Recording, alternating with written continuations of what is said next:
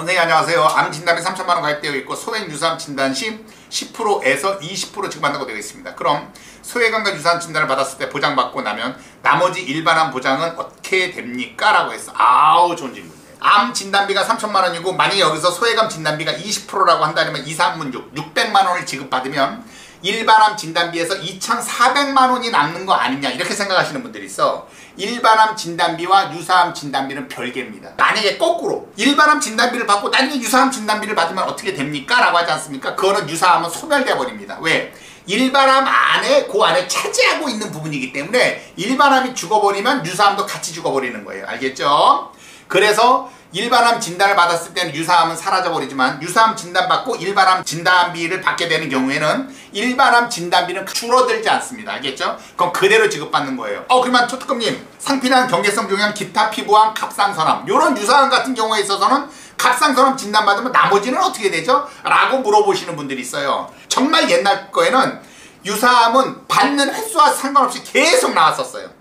근데 이후에는 어떻게 받느냐? 상피내암, 경계성 종양, 기타 피부암, 갑상선암 같은 경우는 각각의 1회 한으로 지금은 묶여버렸어요. 그래서 갑상선암 진단을 받게 되면 갑상선암은 죽고 나머지 3개 기타 피부암, 상피내암, 경계성 종양만 살아있는 거고 그 중에 경계성 종양이 또 받았다. 그러면 상피내암, 기타 피부암만 살아있는 겁니다. 알겠죠? 즉 유사암은 진단받아도 일반암은 그대로 감액되지 않고 살아있다. 그럼 초특급님 말씀은 갑상선암으로 20% 받고 나중에 몇 년 뒤에 폐암 걸리면 3,000만원 또 받는다는 말씀이신 거예요. 그렇습니다. 안녕하세요 대표님. 제가 어린이보험을 20년도에 가입했는데 30년 납 구입세 만기로 11만 450원 꽤 비싸게 가입하셨네. 보험 설계사분께 불필요한 항목 삭제 드려서 삭제하고 9만원대로 유지 중인데 보험료를 더 줄이고 싶은데 이제 어린이보험이 없어져서 해지하면 손해인가 싶어서 고민 중인데 해지하고 필요한 것만 드는 게 나을지 지금 유지하는 게 나을지 고민입니다 라고 하셨어요. 시은님 이거 잘못하신 거예요. 이건 애초부터 해지를 했었어야 되는 거예요. 왜?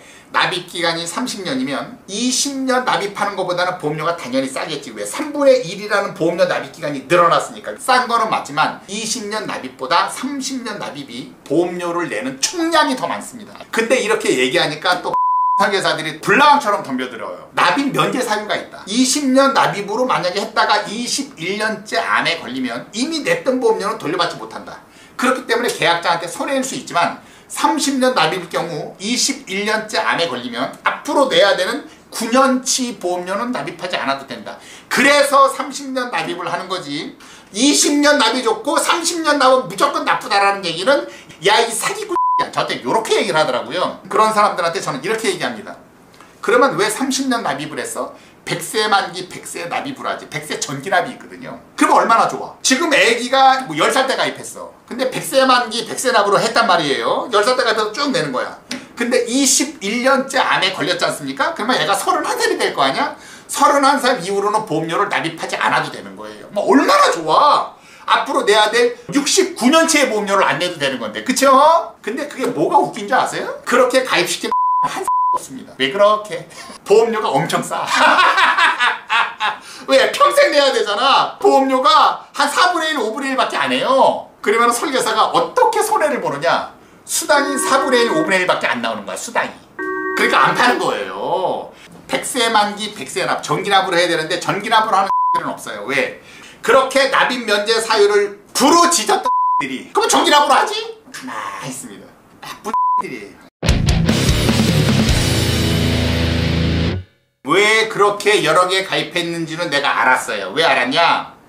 지금은 나이가 29이면 뭐 한 2, 3년 전에 가입했다 그러면은 26, 27살 때 가입한 거거든요. 그때는 전화 주는 분의 나이가 어리기 때문에 보험료도 쌌고 90세까지 쭉 가는 게 아니라 무슨 5년 만기 5년 납, 10년 만기 10년 납 그래도 보험기간 짧게 끊어놨기 때문에 보험료가 싼 거란 말이에요. 중요한 건 뭐냐면은 나이를 이제 먹어가면 먹어갈수록 그때부터 보험료가 많이 올라가거든요. 오히려 어렸을 때는 암에 대한 발생 가능성도 낮기 때문에 당연히 보험료가 싼 건데 나이를 먹어감에 따라 그때는 많이 비싸지니까 그때는 이 갱신되는 보험료를 감당할 수 없어서 해약하는 사람들이 많거든요. 실제 혜택은 나이 먹어서 봐야 되는데 따라서 지금 나이라 그런다면 갱신형은 해약을 하고 비갱신형으로 가입을 하되 아까 실비가 있었다고 했지 않습니까? 그 실비는 유지하고 나머지 암에 대해서만 또 가입할 필요는 없는 거예요. 왜냐? 암 말고 보면은 뭐 성인병도 그렇고 각종 질병에 대한 수술비도 그렇고 이런 것들에 대한 보장을 같이 받아야 되거든요. 남들이 하는 얘기가 뭐 암 정도는 가지고 있어야 돼 라고 생각해서 서너 개씩 지금 가입을 했지만 그거는 잘못 가입한 거예요. 암도 적당히 넣고 나머지 것들도 적당히 넣어서 제대로 된 종합보험 하나를 가지고 가야지 암만 이빠이 넣었다가 나중에 나 다른 질병 왔으니까 이거 보장받기 위해서 새로 가입해야지 라고 했을 때는 그때는 늦어서 가입이 안 되는 경우도 많거든요. 그래서 애초부터 암은 해지를 해버리고 종합보험을 지금 나이와 수입에 맞게끔 적당한 걸 제대로 하나 가져가는 게 이게 장땡이다. 안녕하세요. 초특급님. 당뇨, 고지혈, 고혈압약 복용 중이고 18년도에 11월 담낭용으로 입원 6일, 19년도에 3월에 담낭용으로 쓸개모두 제거해 입원 6일, 18년도, 19년도에 총 12일 입원하신 이력이 있습니다.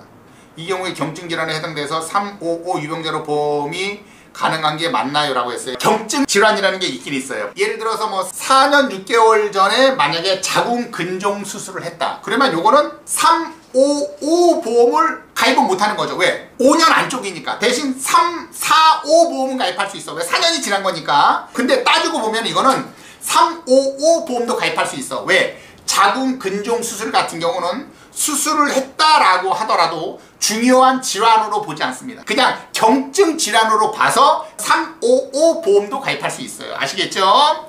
근데 중요한 건 뭐다? 경증 질환으로 분류되는 이 질환들이 나열되어 있습니다. 알겠죠? 그러니까 이런 것들은 수술해도 우리가 그냥 넘어가 줄게 라고 하는 것들이 있어요. 근데 쓸개 제거라든가 이거 담낭 제거 있지 않습니까? 이런 것들은 경증 질환으로 보지 않습니다. 그래서 담낭 질환도 분명히 담낭 제거술이 있다라고 내가 말씀을 드렸잖아. 근데 같은 설계사들이 야 경증 질환으로 넘어가는 게 있는데 너는 왜 경증 질환도 무조건 수술을 보기 때문에 안 된다라고 하는 거냐? 라고 해서 설계사들이 떠드는 거예요. 경증 질환으로 분류가 되어 있는 게 있고 그렇지 않게 분류가 되어 있는 질환이 있어요. 아까처럼 담낭 제거 이런 것들은 경증 질환으로 보지 않습니다. 그래서 내가 얘기했잖아. 담낭염으로 입원을 했고 나중에 수술까지 이걸 한 거 아니야. 그래서 경증 질환으로 같이 되는 게 아니라니까. 근데 이거를 같은 설계사들은 다 경증 질환으로 몰아서 보는 거다. 물론 사람이 심사를 하다 보니까 모든 게 다 똑같지는 않아요. 근데 경증 질환으로 넘어가는 게 있고 안 되는 것들이 있다. 근데 이걸 만약에 심사를 넣었는데 담낭 제거 수술했는데도 통과가 됐어. 그러면 가입하면 되는 거예요.